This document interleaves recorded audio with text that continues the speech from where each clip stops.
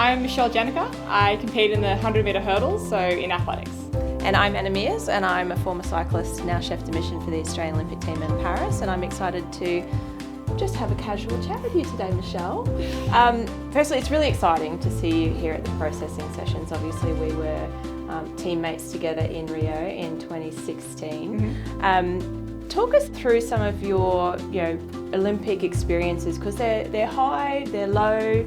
My first Olympics, my only Olympics was 2016, and it was a pretty tough time for me. Actually, I had a bit of like a nerve pain sort of injury in the lead up to it, and it's honestly one of the most painful races of my life, just trying to get through that race. I was really proud of myself for that. I actually just managed to get on the start line and get over 10 hurdles. It was quite an accomplishment. But yeah, obviously it wasn't my fastest performance, and cops a little backlash for that, but which is tough at the best of times. You don't ever go into a competition trying to not have your best performance. No. And it was like I'd been training really well, I was in really good shape all the way until I hit the pre-camp. So we're over in Florida, and that's when it happened, and it's just sort of all that work that you've done just sort of means nothing, which is pretty tough, but I managed to bounce back from that. You experienced some injuries around the COVID experience for Tokyo as well. Another tough Olympics. The last ones, I wasn't even running at all when the Olympics took place last year. I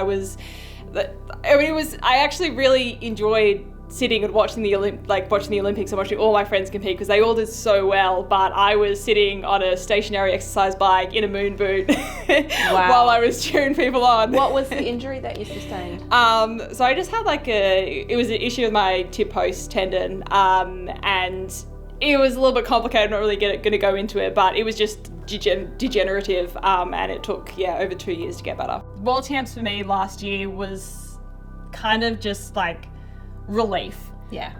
Because just that whole process, going through 2 years of just agony. There were times it was really painful. I couldn't walk around the house. I was crawling around the house or hopping around the house.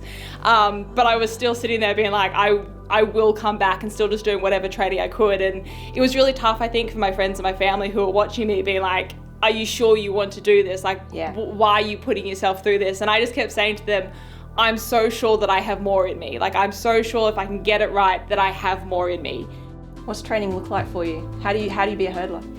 Because me, I look at 10 hurdles down 110 meters, I'm like, I mean, it varies a little bit depending on what time of season I'm in. But most weeks I do 2 hurdle sessions a week, and it'll be one sort of short hurdle, so going over sort of 4 hurdles in a session. And then I'll do one longer session. So my most recent longer hurdle sessions has been actually setting up more than a full race, so setting up 12 hurdles, going over that sort of 3 times. And then I'll do 2 sprint sessions a week, because obviously the flat speed's quite important for going over the hurdles as well. And it's a similar sort of, we do a short session, we do sort of 30s, 50s, 70s, that sort of thing, and then a longer session where you're doing more sort of 120s, 100s, that sort of distance. And then in the gym twice a week. There's a lot to it.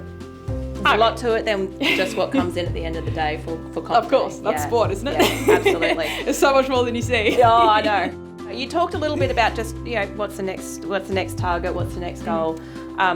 Congratulations on what's been a great season and the selection for the World Championships in Budapest. That's the next goal?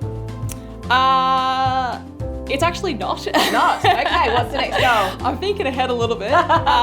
Really what I want to achieve, hopefully in the next couple of weeks, is getting myself the standard for the Olympics next year. So it's a similar sort of standard to what it was for Worlds this year. So I sort of want to try and hit that, and then once I get that, look at going even faster, and then hopefully be really fast at World Champs would be nice.